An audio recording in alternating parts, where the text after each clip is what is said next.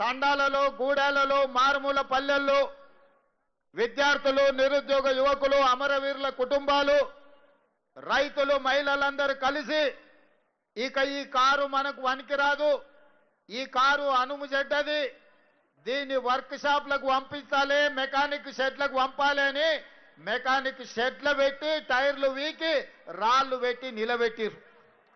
ఇవాళ తిరగనికే కారు షెడ్డుకు పోయిందని బిల్లా రంగాలు ఇద్దరు ఇవాళ జూబ్లీ హిల్స్ ప్రాంతంలో ఆటోలల్లో తిరిగి మళ్ళా మీ ముందల నాటకాలు మొదలు పెట్టిండ్రు.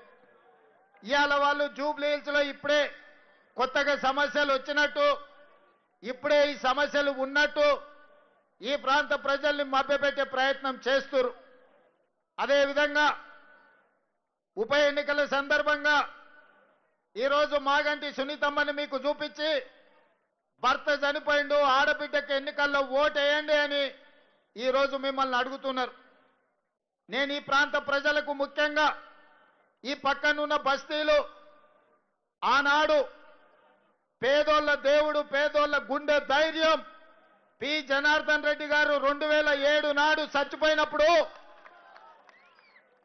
పీజేఆర్ గుండాగి చనిపోయినప్పుడు ఆయన కుటుంబానికి ఏకగ్రీవం ఇయ్యాలి అని ఆనాడు రాజకీయ పార్టీలు ఆలోచన చేసి గతంలో ఉన్న సాంప్రదాయాన్ని కొనసాగించే విధంగా పీజేఆర్ కుటుంబాన్ని ఏకగ్రీవం చెయ్యాలని నిర్ణయం జరిగింది.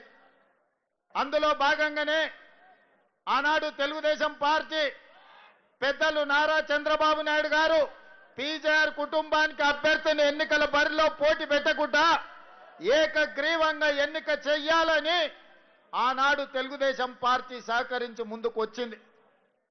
ఆనాడు చంద్రబాబు నాయుడు గారు పీజేఆర్ ఈ ప్రాంతానికి అందించిన సేవలను గుర్తించి ఎన్నికలు లేకుండా ఏకగ్రీవంగా ఎమ్మెల్యేను చెయ్యాలంటే చంద్రశేఖరరావు గారు ఎన్నికల బరిలో అభ్యర్థిని నిలబెడితే పీజేఆర్ కుటుంబం కేసీఆర్ను కలవడానికి ఇంటికి పోతే 3 గంటలు గేటు ముందు నిలబెట్టి ఎర్రటెండలో కల్వకుట్ట వెనక్కి పంపించి ఈ ప్రాంతంలో అభ్యర్థులు చనిపోతే ఎమ్మెల్యేలు చనిపోతే ఎన్నికలు తీసుకొచ్చిన దుర్మార్గుడే కసాయే కేసీఆర్ అని చెప్పి నేను ఈరోజు చెప్పదలుచుకున్నా.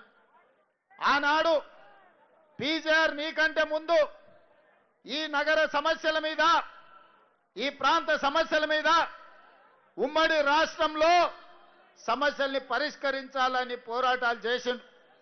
అలాంటి పీజేఆర్ ఈ హైదరాబాద్ నగరానికి వివిధ ప్రాంతాల నుంచి వలస వస్తున్న ఉద్యోగాల కోసం ఉపాధి కోసం ఈ ప్రాంతానికి వచ్చిన పేదవాళ్లకు నిల్వ నీడ లేకపోతే ఉండడానికి గుడిసె తాగడానికి నీళ్లను అందించి పేదవాళ్ళను ఆదుకున్న చరిత్ర పి జనార్దన్ రెడ్డి గారికి ఉన్నది.